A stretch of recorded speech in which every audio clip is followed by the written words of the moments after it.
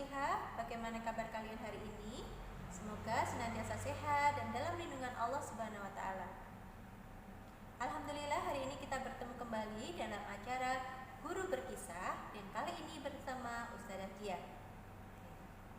Hari ini Ustazah akan menceritakan tentang sahabat Nabi yang beliau sangat kaya raya tapi juga sangat dermawan. Ada yang tahu siapa? Ya, betul sekali. Ustazah akan menceritakan tentang Abdurrahman bin Auf. Ada yang tahu? Ya. Abdurrahman bin Auf adalah sahabat Nabi yang sangat kaya raya tapi juga sangat dermawan. Beliau memiliki sangat banyak harta yang dikatakan bahkan melebihi sahabat-sahabat Rasulullah yang lainnya. Nah, sekarang kita lihat kisah yang pertama ya. Kisah yang pertama tentang beliau gitu ya. Pada saat beliau hijrah ke Madinah, semua hartanya sudah diinfakkan, sudah disedekahkan ke jalan Allah. Jadi tinggal pakaian saja yang melekat untuk kemudian hijrah ke Madinah, seperti itu ya. Sampai-sampai sahabat Ansor yang bernama Sa'id bin Rabi bertanya kepada beliau, aku akan memberikan sebagian hartaku, setengah hartaku untukmu, dan salah satu istriku boleh kamu pilih, gitu ya, berkata kepada Abdurrahman bin Auf. Apa jawab Abdurrahman bin Auf? Tidak sahabatku, tolong tunjukkan aku jalan ke pasar. Akhirnya singkat cerita, setelah beliau mengetahui jalan ke pasar, beliau kembali kaya raya, kembali memiliki harta yang banyak lagi gitu ya, karena beliau seorang pembisnis yang hebat seperti itu. Itu kisah yang pertama. Nah, kisah yang kedua, pada saat itu di majelis Rasulullah, Abdurrahman mendengar Rasulullah berkata bahwa nantinya pada saat yaumul hisab, yang akan masuk surga duluan adalah orang yang miskin, sedangkan yang kaya akan masuk berikutnya dengan jeda waktu setengah tahun di akhirat. Kalau setengah tahun di bumi itu sebentar ya, cuma 6 bulan, tapi setengah tahun di akhirat sama dengan 500 tahun di bumi. Bayangkan ya, lama sekali. Nah, jaraknya sedemikian itu baru orang-orang kaya bisa masuk, karena dihisab dulu hartanya untuk apa.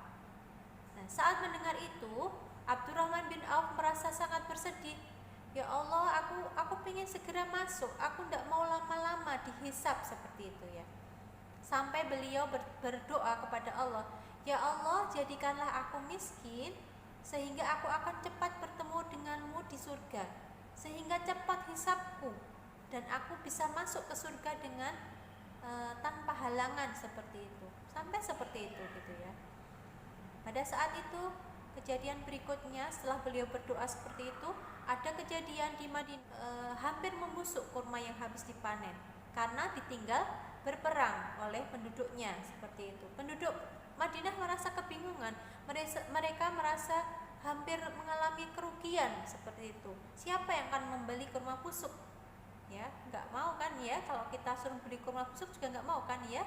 Nah, sama, mereka bingung, kok kurmanya busuk, bagaimana ini? Nah, akhirnya tiba-tiba ding gitu ya, Abdurrahman bin Auf merasa punya ide.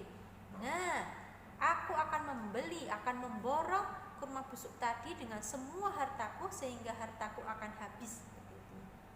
Benar, Abdurrahman bin Auf memborong semua kurma tadi dengan harga yang sama ketika kurma tadi masih segar, masih bagus. Kalau kita disuruh beli seperti itu kan nggak mau ya, membeli barang busuk untuk kemudian dengan harga yang sama ketika masih baik gitu ya. Tapi Abdurrahman bin Auf tidak, beliau membeli semua kurma busuk tadi dengan harga yang sama. Kemudian terdengar ada utusan dari Yaman menyampaikan bahwa penguasa Yaman membutuhkan kurma busuk untuk obat penyakit yang pada saat itu mewabah di Yaman, dan obatnya adalah kurma busuk.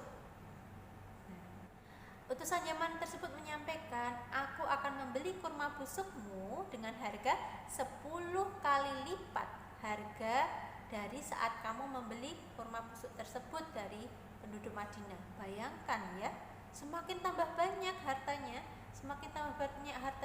Abdurrahman bin Auf seperti itu. Akhirnya dibelilah semua kemua busuk tadi dan Abdurrahman bin Auf kembali menjadi kaya. Ya, sudah akhirnya Abdurrahman bin Auf berpikir, mungkin sudah takdir Allah yang menjadikan aku sebagai seorang yang banyak harta. Dan aku untuk mengujiku apakah aku bersyukur atau tidak gitu ya. Nah, beliau mensyukuri hartanya dengan cara tadi banyak bersedekah, banyak berinfak di jalan Allah, membantu Rasulullah untuk berdakwah. Itu tadi ya kisah tentang Abdurrahman bin Auf. Nah, anak-anak, sekarang hikmah apa yang bisa kita ambil dari kisah hidupnya Abdurrahman bin Auf? Ya, betul sekali.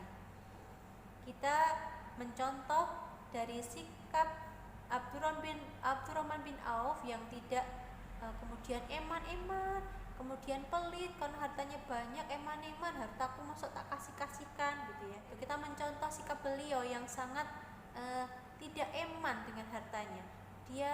Beliau sangat dermawan, sering menginfakkan hartanya, sering menyedekahkan hartanya. Kita jangan khawatir ketika akan bersedekah, berinfak, membantu orang yang membutuhkan, membantu fakir miskin, membantu anak yatim dan sebagainya. Insya Allah harta itu akan kembali kepada diri kita sendiri ya anak-anak ya. Bahkan akan lebih lipat-lipatannya akan lebih banyak lagi karena Allah sudah menjanjikan seperti itu ya. 10 kali lipat, 700 kali lipat dan sebagainya. Jadi jangan khawatir ya anak-anak yang soleh dan solihah, tetap tetap dermawan, tetap berbaik hati, suka berbagi dengan saudara-saudaramu yang membutuhkan. Itu saja dari Ustadzah Dia.